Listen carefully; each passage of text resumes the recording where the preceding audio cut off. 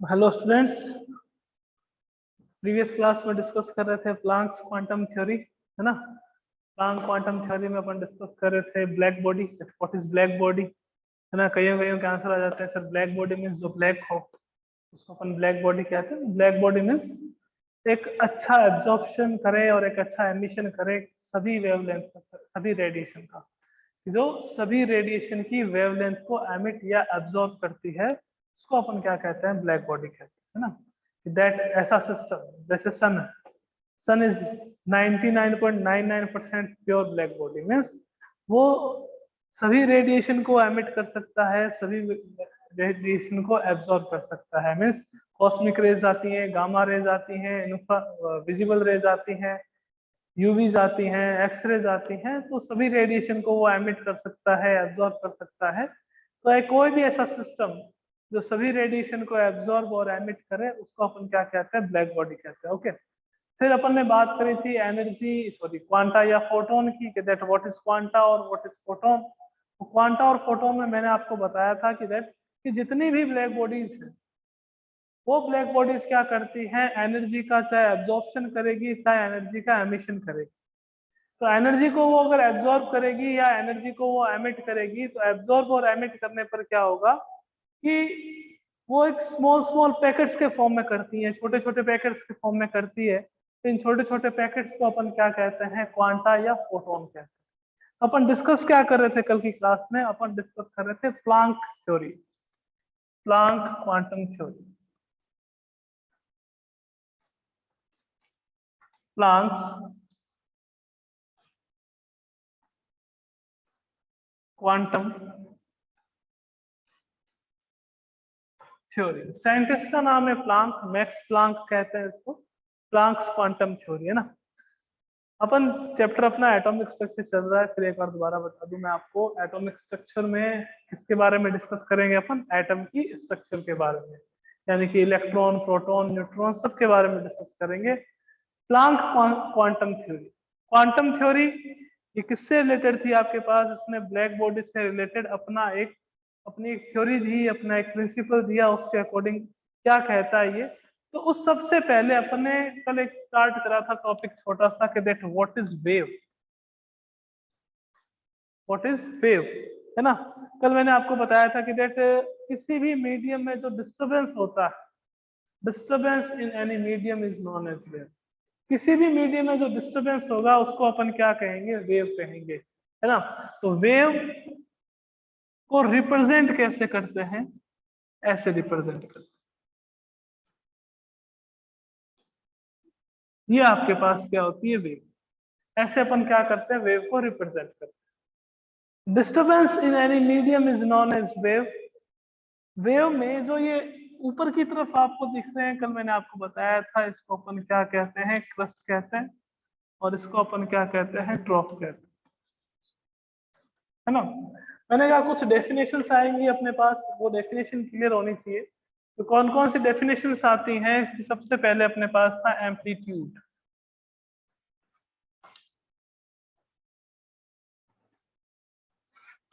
First definition थी अपने पास amplitude, what is amplitude.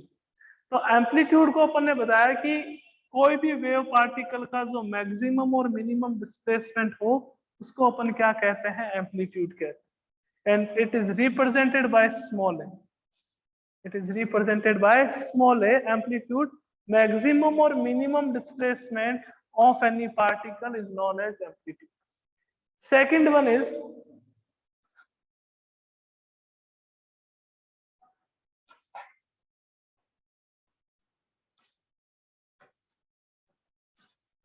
wavelength and it is represented by lambda. Wavelength को किससे represent करते हैं अपन, लैम्डा से रिप्रेजेंट करते हैं। What is wavelength, two continuous crest, है ना, यहां से लेकर यहां तक के बीच की जो डिस्टेंस है उसको अपन क्या कहते हैं, वेवलेंथ।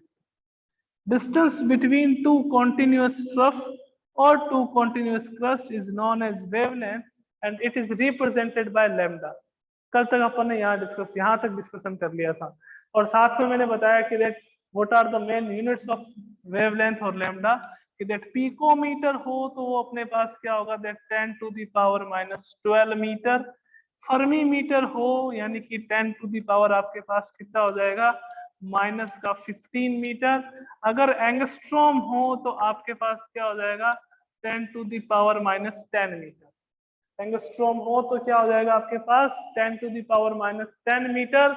अगर नैनोमीटर हो, एनएम यानी कि नैनोमीटर, तो मीन्स हो जाएगा 10 to the power -9 metre.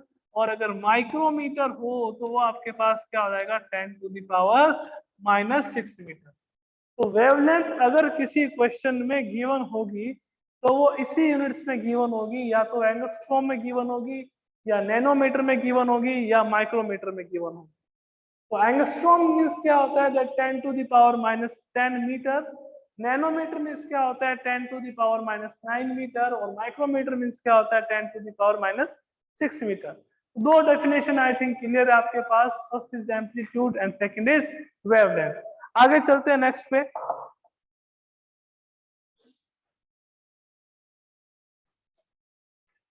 Next is frequency. Next definition is frequency.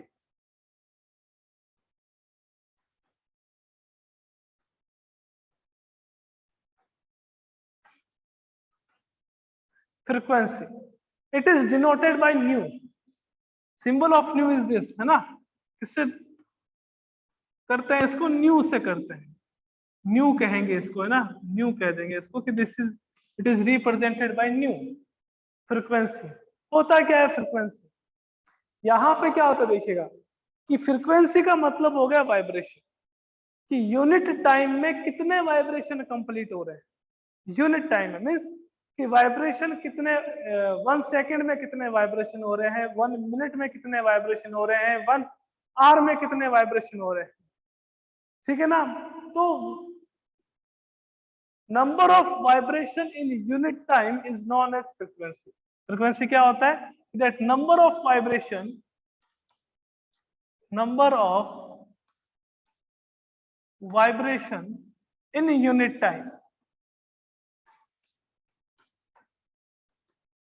एक वाइब्रेशन कब तक कंप्लीट होगा, जब एक क्रस्ट और एक ट्रफ का फॉर्मेशन हो जाएगा, इसको अपन क्या कहेंगे, 1 वाइब्रेशन।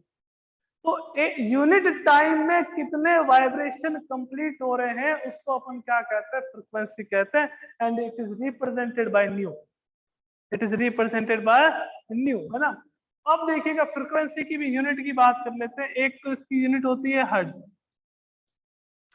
क्या होती है, एक तो आपके पास हर्ट्ज, और एक आपके पास यूनिट होती है सेकंड इनवर्स। कौन सी यूनिट होती है, सेकंड इनवर्स, है ना। 2 यूनिट होती है, एक तो आपके पास हर्ट्ज होती है, दूसरा अपने पास कौन सी होती है, सेकंड इनवर्स। फ्रीक्वेंसी क्या होती है, that number of vibration in unit time is known as frequency. Frequency के बाद अपने पास नेक्स्ट डेफिनेशन आती है टाइम पीरियड। टाइम पीरियड को अपन किससे रिप्रेजेंट करते हैं, टी। टाइम पीरियड को किससे रिप्रेजेंट करेंगे अपन, कैपिटल टी से रिप्रेजेंट करेंगे। व्हाट इज टाइम पीरियड, क्या है टाइम पीरियड। टाइम पीरियड का मीनिंग क्या हो गया, कि time required for completion of 1 vibration, कि एक वाइब्रेशन कंप्लीट करने में कितना टाइम लगता है, उसको अपन क्या कहेंगे, टाइम पीरियड। तो time required for, time required for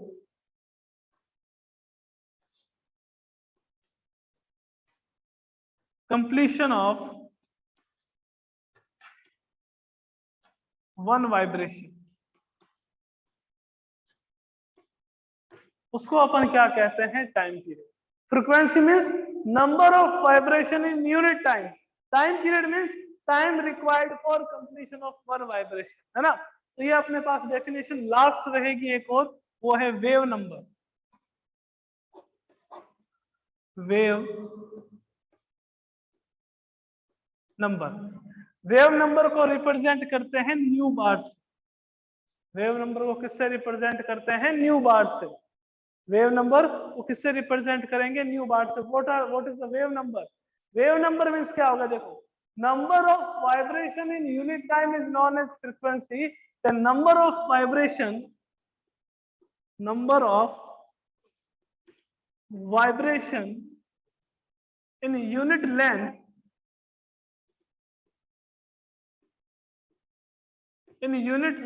is known as wave number.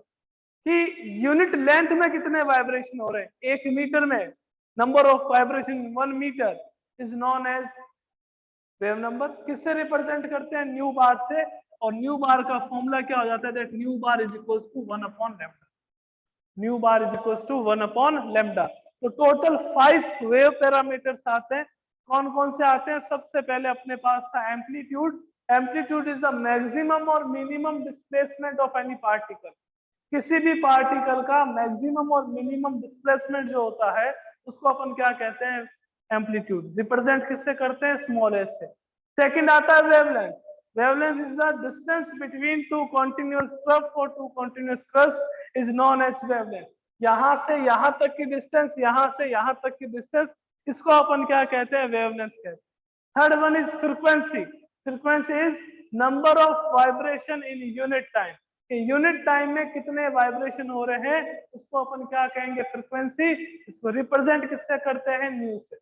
Unit क्या होती है इसकी? हर्ट्ज और सेकंड इनवर्स। फिर आता है अपने पास time period. Time period is time required for completion of one vibration. यानी कि एक वाइब्रेशन, वन वाइब्रेशन कंप्लीट करने में कितना टाइम लग रहा है आपको, उसको अपन क्या कहेंगे? Time period. Next is wave number. Wave number को किससे रिप्रेजेंट करते हैं? न्यू बार से। किससे रिप्रेजेंट करेंगे? न्यू बार से। Number of vibration in unit length. Unit length में कितने वाइब्रेशन हो रहे हैं इसको अपन क्या कहेंगे? Wave number. तो ये कुछ वेव पैरामीटर्स थे जो प्लांक क्वांटम थ्योरी के लिए काफी ज्यादा इंपॉर्टेंट है। ओके, प्लांक क्वांटम थ्योरी के लिए काफी ज्यादा इंपॉर्टेंट है। इसके लिए अपन एक बार इनको डिस्कस करा है।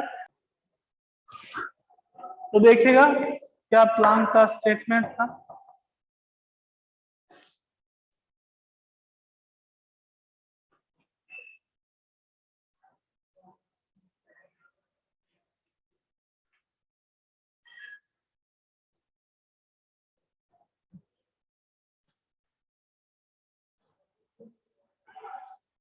तो सबसे पहले प्लांक ने किसको एक्सप्लेन करा? ब्लैक बॉडी को डिफाइन करा। ब्लैक बॉडी को डिफाइन करने के बाद किसके बारे में बताया? क्वांटा या फोटोन के बारे में। That when a black body absorb or emit energy, then it absorb or emit in the form of small energy packets. These small energy packets are known as quanta or photon. अब कहा क्या Planck ने? According to Planck, the energy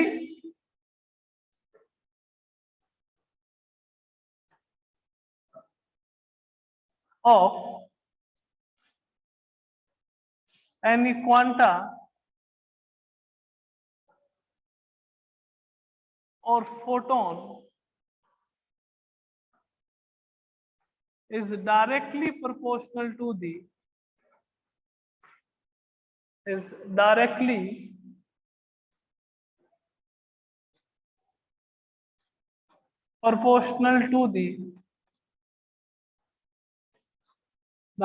proportional to the frequency of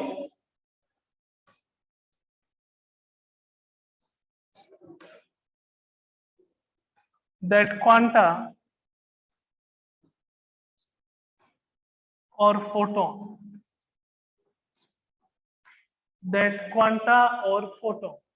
कि Planck ने क्या कहा कि किसी भी क्वांटा और फोटोन की जो एनर्जी है, किसी भी क्वांटा और फोटोन की जो एनर्जी है वो डायरेक्टली प्रोपोर्शन होती है किसके? उस क्वांटा या फोटोन की फ्रीक्वेंसी। उस क्वांटा या फोटोन की फ्रीक्वेंसी के डायरेक्टली प्रोपोर्शनल होती है। कि फॉर एग्जांपल कि एनर्जी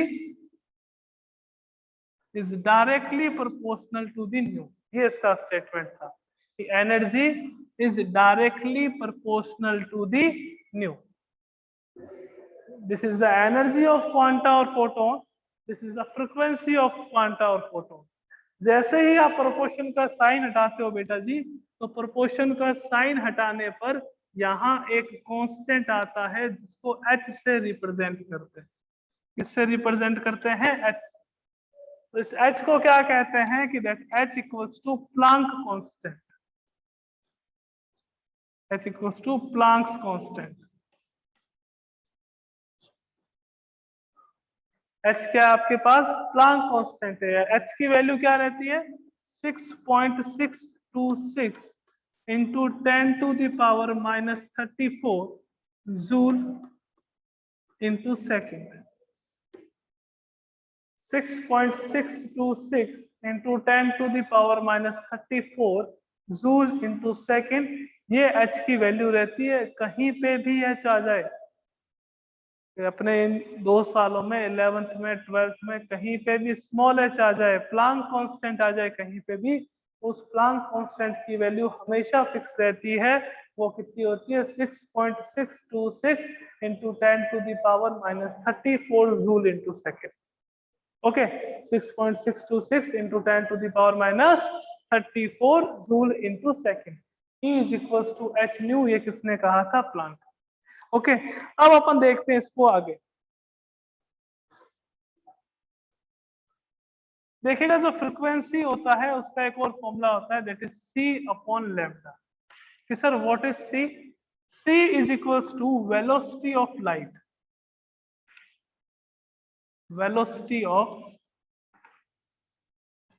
लाइट, और lambda is equals to wavelength.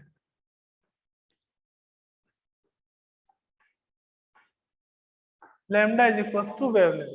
Velocity of light का मीनिंग क्या हो गया? कि लाइट वैक्यूम में जिस वेलोसिटी से ट्रेवल करती है वो होती है velocity of light.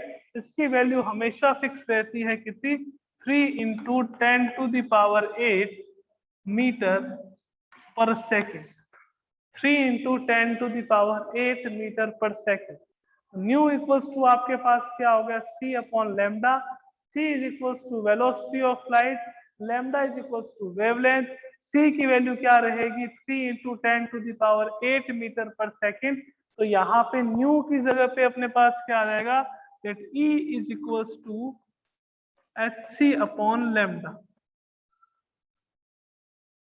E is equals to HC upon lambda.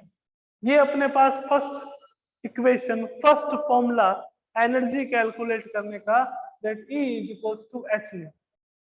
First formula है किसका? एनर्जी कैलकुलेट करने का, that E is equals to H nu. Second formula अपने पास एनर्जी कैलकुलेट करने का कि E is equals to HC upon lambda. Question की डिमांड क्या है और क्वेश्चन में दिया हुआ क्या है? अगर अपने को क्वेश्चन में फ्रीक्वेंसी गिवन है, then we apply this formula that E is equals to H nu. अगर क्वेश्चन में अपने पास वेवलेंथ गिवन है, then we apply this formula E is equals to HC upon lambda. H stands for Planck constant, तो value कितनी रहेगी? 6.626 into 10⁻⁻34, और C is equals to velocity of light, value कितनी रहेगी इसकी? 3 into 10⁸ metre per second. Okay,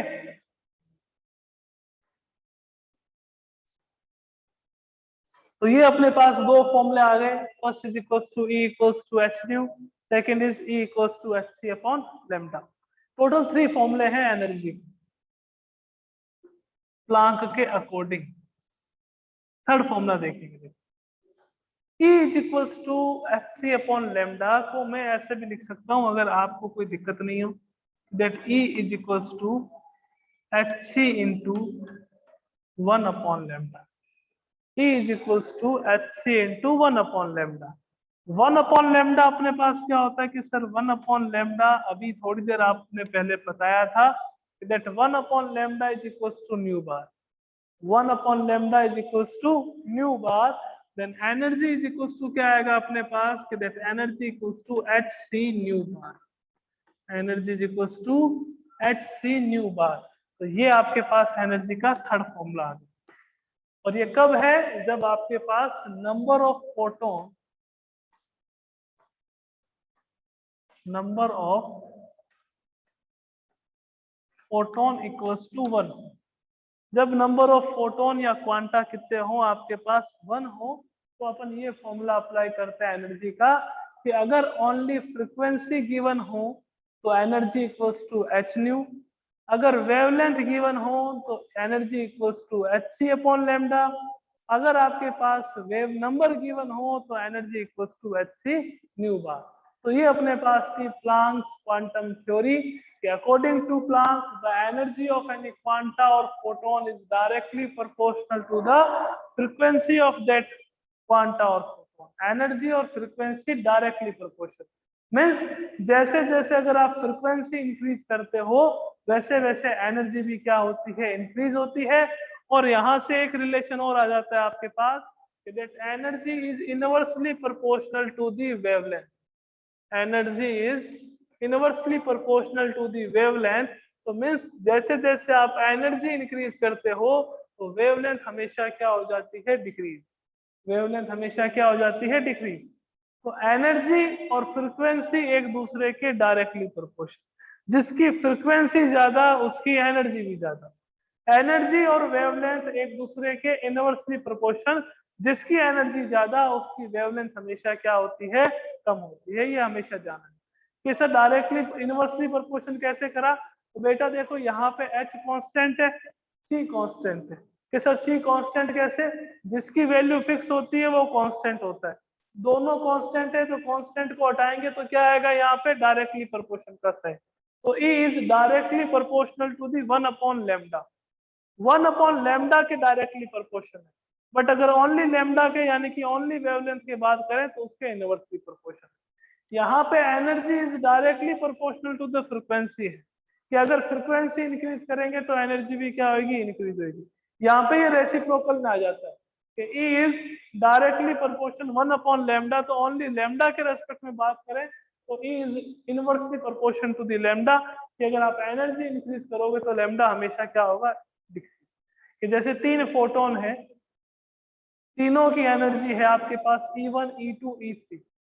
3 photons हैं, 3 photons में तीनों की एनर्जी आपके पास है E1 E2 E3। अगर एनर्जी का ऑर्डर ये है कि दैट E3 सबसे ज्यादा है, फिर E2 है, फिर E1 है। अगर एनर्जी का ऑर्डर ये है कि that E3 is greater than E2 than E1, E2 is greater than E1, then what is the order of frequency? तो फ्रीक्वेंसी का ऑर्डर क्या आएगा, ν3 ν2 ν1। फ्रीक्वेंसी का ऑर्डर ये आएगा। लैम्डा का ऑर्डर क्या आ जाएगा, लैम्डा का ऑर्डर ये आ जाएगा λ1 λ2 और आपके पास λ1 λ2 और आपके पास क्या आ जाएगा, λ3। बिकॉज एनर्जी इसकी सबसे ज्यादा तो वेवलेंथ इसका सबसे कम होगा। फिर इसकी अगर एनर्जी सबसे कम है तो इसकी वेवलेंथ सबसे ज्यादा होगी। तो एनर्जी और फ्रीक्वेंसी तो दोनों डायरेक्टली प्रोपोर्शन है। अगर एनर्जी इंक्रीज होगी तो फ्रीक्वेंसी भी इंक्रीज होगी। बट एनर्जी और लैम्डा कह दो चाहे फ्रीक्वेंसी और लैम्डा कह दो, ये एक दूसरे के क्या होते हैं, रेसिप्रोकल होते हैं। ओके, तो आइए एक दो न्यूमेरिकल्स करते हैं फिर आगे चलते हैं कि अगर आपके पास नंबर ऑफ फोटोन ज्यादा आ जाए, यहाँ पे नंबर ऑफ फोटोन अपन कितने ले रहे हैं, ओनली 1 फोटोन ले रहे हैं।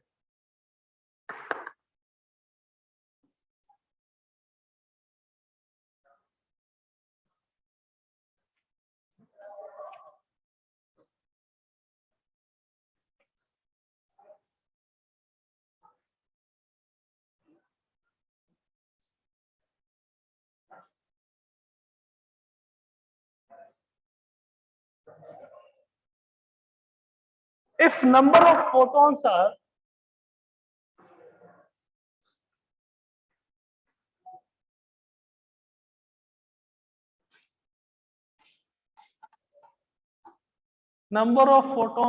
n,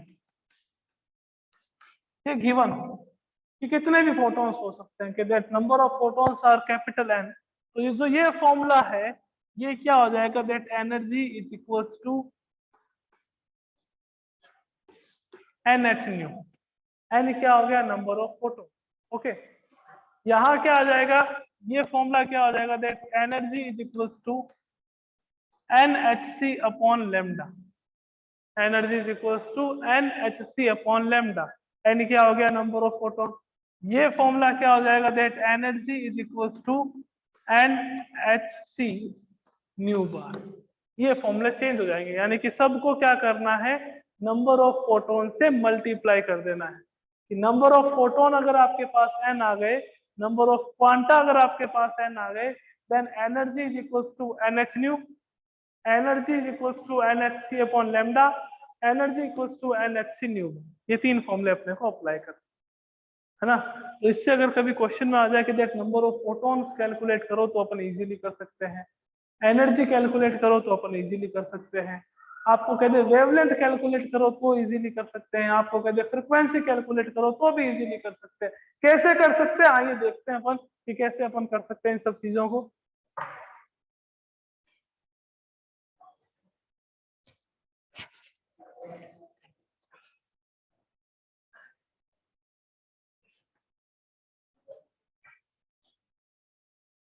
कि जैसे एक क्वेश्चन आ गया छोटा सा बड़ा मजेदार क्वेश्चन कि अगर आपके पास कोई लाइट है, उस लाइट की जो वेवलेंथ है, उसकी जो लैम्डा है वो 200 नैनोमीटर है, 200 नैनोमीटर है, देन क्या पूछे आपसे फ्रीक्वेंसी ऑफ दैट वेवलेंथ, उस वेवलेंथ की फ्रीक्वेंसी क्या होगी, what is the frequency of that wavelength.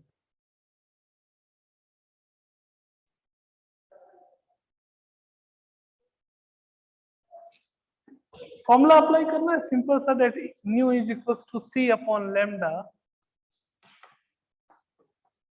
सी कितना है आपके पास 3 इंटू 10⁸ और आपके पास लैम्डा कितना है 200 नैनोमीटर।